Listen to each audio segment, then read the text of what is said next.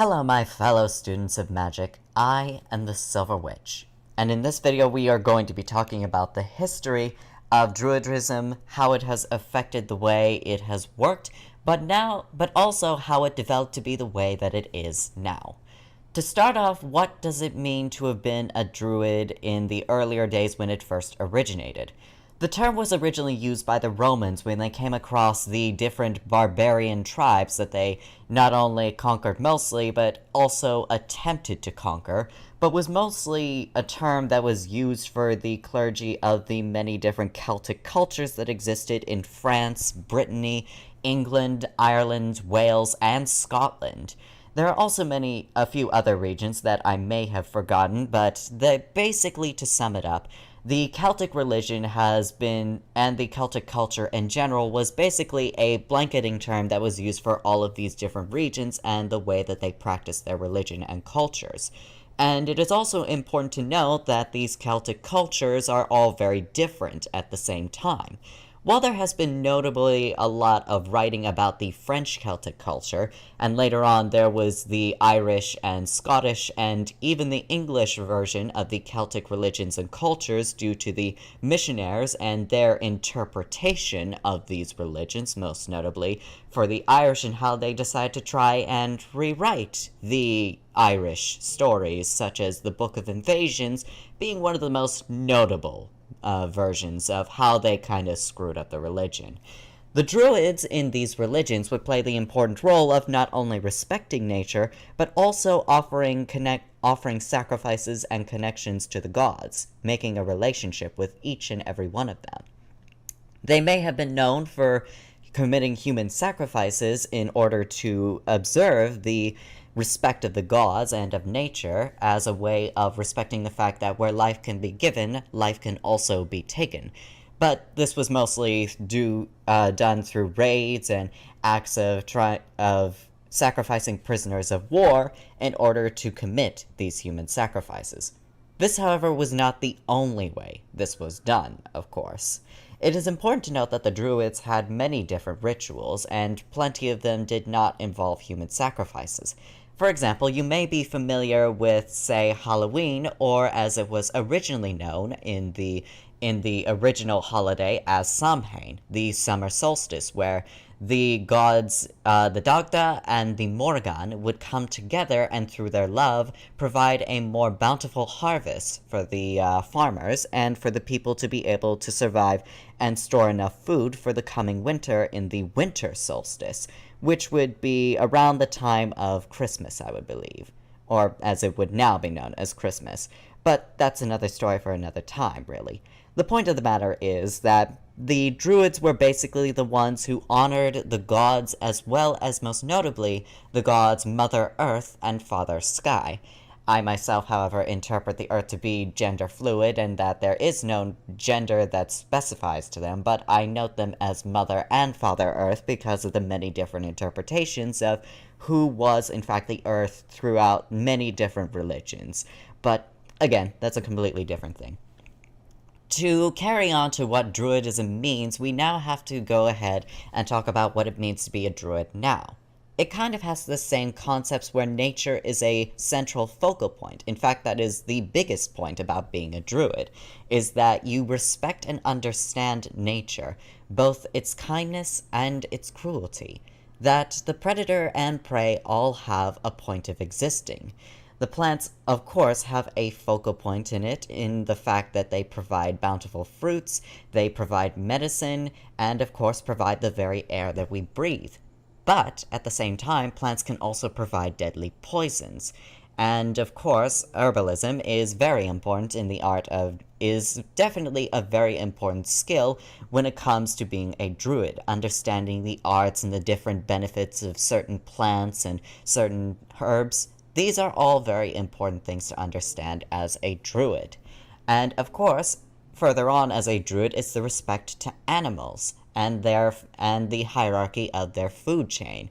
And the fact that while the prey is important to ensure that they have enough food, and of course it is easy to see why you would sympathize with the prey when they are being consumed and eaten by the predator, It is also important to remember that the predator has a purpose within the food chain, because after all, if only prey existed, what will happen to the plants? There will be no more plants, and therefore there will be no more food to consume and no more medicine to gather.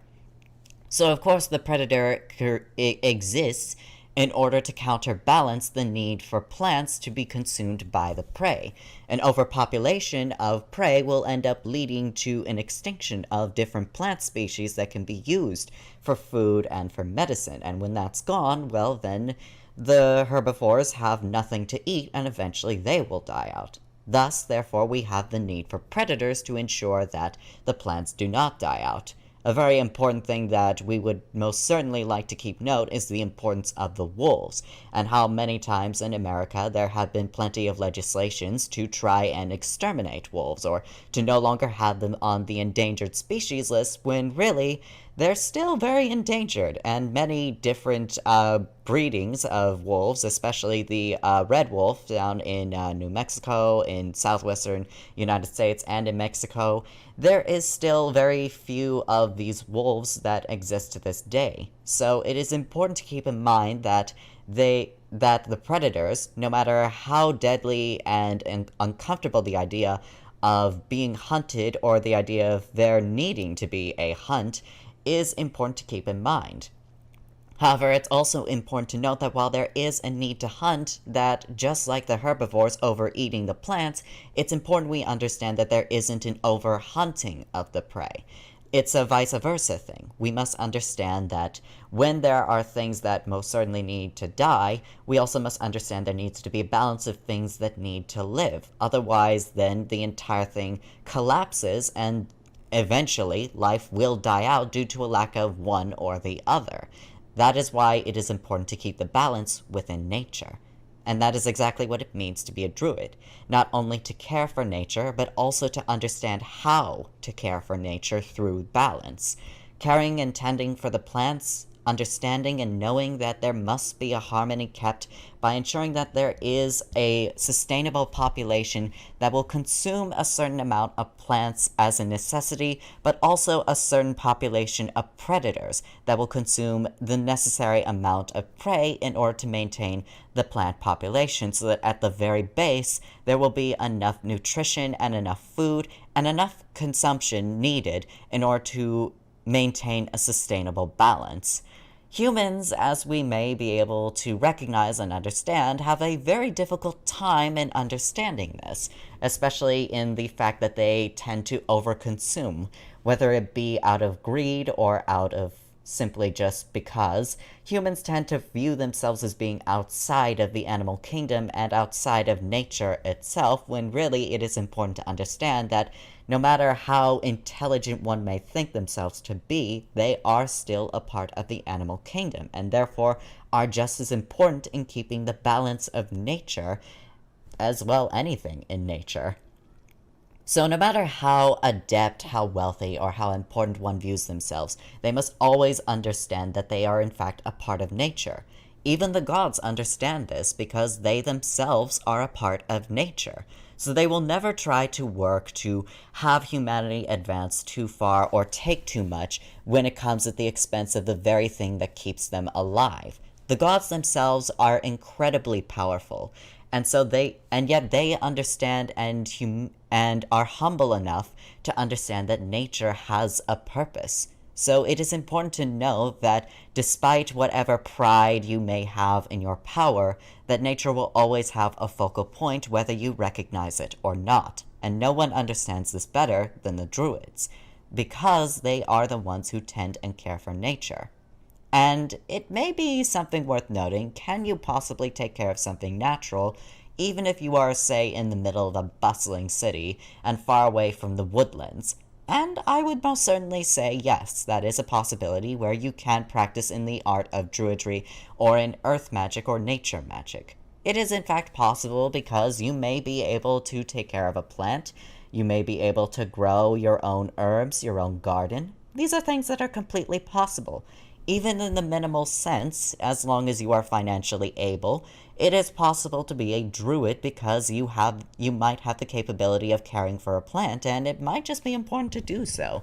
After all, with your own garden, you can grow your own food, your own herbs and medicine. Of course, when I say this, I want to make positively sure that when you are using herbs for medical needs, you use it by using a doctor's recommendation, that you understand the science and botanizing of a plant. I don't know if that was the right word, honestly, but I hope you understand what I meant. That when you are growing your own herbs, that you understand the medical properties and that you know exactly what it is that you are doing when you are creating your own medicine. So keep that in mind, do your research, and when you do your research, always make sure that they are people who are very skilled and very educated in the field of understanding herbs and natural remedies. You don't want to just take any random person's word on the internet for it, because they don't really seem to know what they're doing. And in case you haven't noticed recent news, you might have noticed a bit of a trend where people are just using random remedies that are meant for other animals in order to cure things, or in order to use in the how do I put it, in replacement of a vaccine. Never do something like that. Never just take some random person's word. Always make sure that when you do your research on anything, whatever field it is, always make sure that you look at the person who has studied these things for years, who has a degree and has studied within that field and knows what they are talking about. You always want to make sure that your sources are reliable and not just some random person on the internet. But in any case, yes, you could be a druid no matter how far into the bustling city life you may be, because it is possible that you can bring a little bit of nature into your own home, and of course you will still be surrounded by nature, even in the cities or in the urban areas. It's important to note that nature is everywhere, and that's kind of the whole point. So to be a druid is not necessarily inaccessible, but at the same time, being out in nature, of course, in its heartland, will make it far more easier than being in a city. But in any case, that's all I have to say about this art of magic. To basically summarize the whole thing, to be a druid is basically to be someone who not only loves and respects nature and all the creatures within it, but also understands the importance of things such as the food chain and, of course, the cruelty that comes with nature. It's not pleasant to understand that a food chain is necessary, but it's also important to understand as to why it even exists. All things need to eat, of course, but at the same time, the reason that the need to consume and eat is important is also in a way to counterbalance anything that might lead to an imbalance within nature, if that makes sense in what we have talked about in this video. And of course, that no matter where you are, you can always have some way to access nature. Even if some ways are better than others, it is always possible to be connected to nature in one way or another. And of course, that whenever you try to do things like herbalism or trying to come up with remedies or anything like that, that you know absolutely, certainly what it is that you are doing, that you know the botany of plants, and that of course when you are doing research on plants, that you always have a reliable source to look at instead of just any rando on the internet. Again, if I need to point out the recent crisis that is undergoing, I would hope that you will learn in a reasonable and, of course, a safe manner. And with that, I would like to end this video. Thank you all for coming by, and I hope you learned something from this video. And until next time, so multi be and blessings be.